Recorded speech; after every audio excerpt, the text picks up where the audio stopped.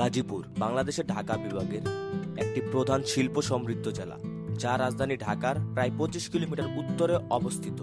এটি বাংলাদেশের টেক্সটাইল ও গার্মেন্টস শিল্পের প্রধান কেন্দ্র। এখানেই রয়েছে প্রায় 75% গার্মেন্টস। ভাওয়াল পরগনা খ্যাত ঐতিহাসিক এই জায়গাটির পূর্বের নাম ছিল জয়দেবপুর, বর্তমানে বাংলাদেশের মানুষের কাছে যা গাজীপুর নামে পরিচিত। যারা এই জেলার প্রধান সড়ক ব্যবহার করে বিভিন্ন জেলায় যাতায়াত করেন, তাদের কাছে এই জেলার সৌন্দর্য দালানকোটার আড়ালে ঢাকা পড়ে থাকে। আজকে আপনাদেরকে ঘুরে দেখাবো গাজীপুরের বেশ কয়েকটি স্পট, সেই সাথে দেওয়ার চেষ্টা করব সম্পূর্ণ একটি ভ্রমণ গাইডলাইন, এবং আপনাদের সুবিধার্থে প্রতিটা স্পটের গুগল ম্যাপ লিংক ডেসক্রিপশনে পেয়ে যাবেন। সবাইকে সম্পূর্ণ ভিডিওটি দেখার আমন্ত্রণ জানিয়ে শুরু করছি আজকের ভ্রমণ গল্প।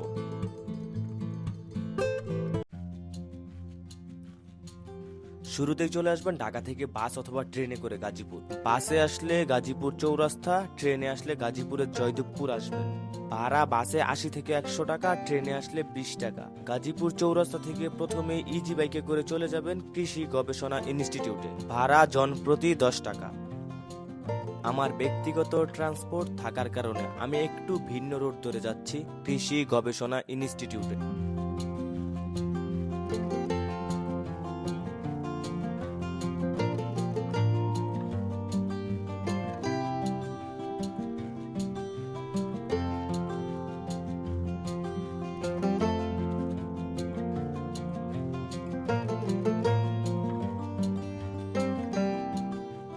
গাজীপুর চৌরাস্তা থেকে ভিন্ন রোড ধরে প্রায় 10 মিনিট বাইক রাইড করে আমরা চলে আসছি কৃষি গবেষণা ইনস্টিটিউটে। এটি বাংলাদেশের বৃহত্তম বহু ফসল গবেষণা প্রতিষ্ঠান, যা কৃষি মন্ত্রণালয়ের অধীনে একটি স্বায়ত্তশাসিত সরকারি সংস্থা, যার সদর দপ্তর এখানেই অবস্থিত। এই প্রতিষ্ঠানটি প্রায় 176 হেক্টর জমির উপর অবস্থিত।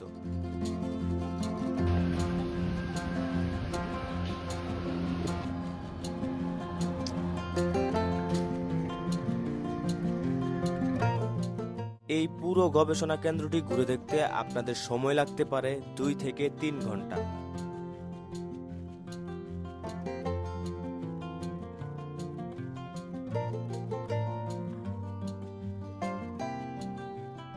কৃষি গবেষণা থেকে জন প্রতি 20 টাকা অটো ভাড়া দিয়ে চলে যাবেন ভাওয়াল রাজবাড়ী। আমরা আমাদের বাইক নিয়ে চলে যাচ্ছি ভাওয়াল রাজবাড়ির উদ্দেশ্যে। কৃষি গবেষণা থেকে প্রায় 10 মিনিটে বাইকে করে আমরা চলে আসছি ভাওয়াল রাজবাড়ি।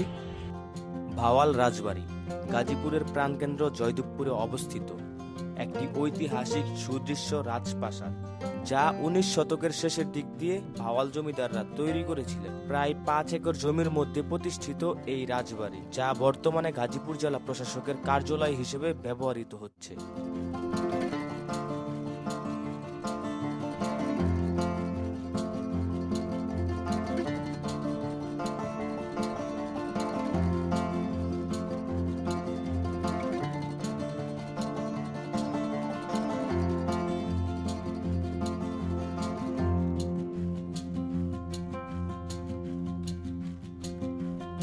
ভাওয়াল রাজবাড়ির সামনে থেকে ভাওয়াল গাজীপুর রেল স্টেশনে যাওয়ার অটো পেয়ে যাবেন। ভাড়া জন প্রতি 30 টাকা।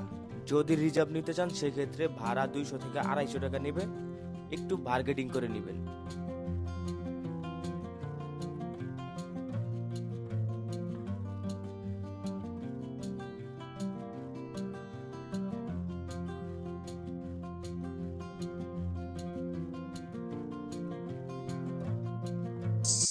ভাওয়াল রাজবাড়ি থেকে প্রায় 25 মিনিটে বাইকে করে আমরা চলে আসছি ভাওয়াল গাজীপুর রেল স্টেশন। আমার পেছনেই দেখতে পাচ্ছেন যে ছোট্ট এই রেল স্টেশনটির নামই হচ্ছে ভাওয়াল গাজীপুর রেল স্টেশন। আপনারাও ভাওয়াল রাজবাড়ি থেকে অটোতে করে চলে আসতে পারেন ভাওয়াল গাজীপুর রেল স্টেশন।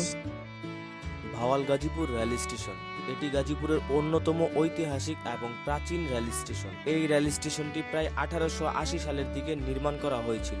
বর্তমানে এটিকে পরিত্যক্ত রেল স্টেশন হিসেবে ধারণা করা হয়, কিন্তু গাজীপুর এবং ঢাকার বেশ কিছু জায়গা থেকে ছুটে আসে ভ্রমণপ্রেমী মানুষরা রেল স্টেশনটি ঘুরে দেখার জন্য।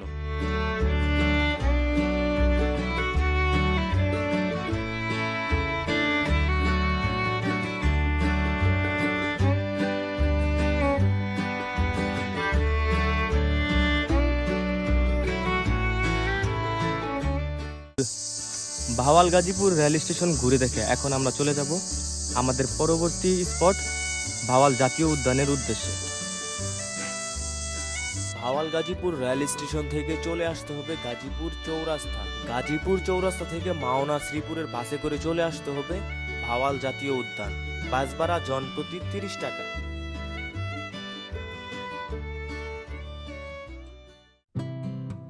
ভাওয়াল জাতীয় উদ্যান এটি বাংলাদেশের অন্যতম গুরুত্বপূর্ণ জাতীয় উদ্যান। এই উদ্যানটি রাজধানী ঢাকা থেকে প্রায় 40 কিলোমিটার উত্তরে গাজীপুর জেলার গাজীপুর সদর এবং শ্রীপুর উপজেলায় অবস্থিত। এটি 12,409 একর জায়গা জুড়ে পৃথিবীর অন্যান্য উন্নত দেশের মতো করে ভাওয়াল শালবনে এই উদ্যান গড়ে তোলে। এই উদ্যানটি 1974 সালে গড়ে তোলা হলেও 1982 সালের আগে সরকারিভাবে কোনো স্বীকৃতি লাভ করেনি।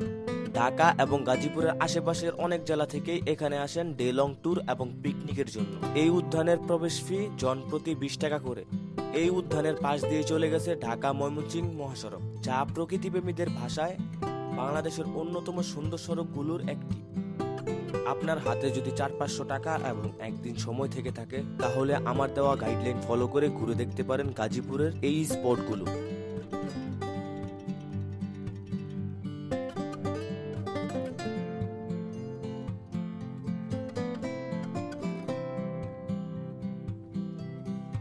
আজকের ভিডিও এখানে শেষ করছি। দেখা হবে নতুন কোনো জায়গায়, নতুন কোনো ভিডিওতে, নতুন কোনো গল্প নিয়ে।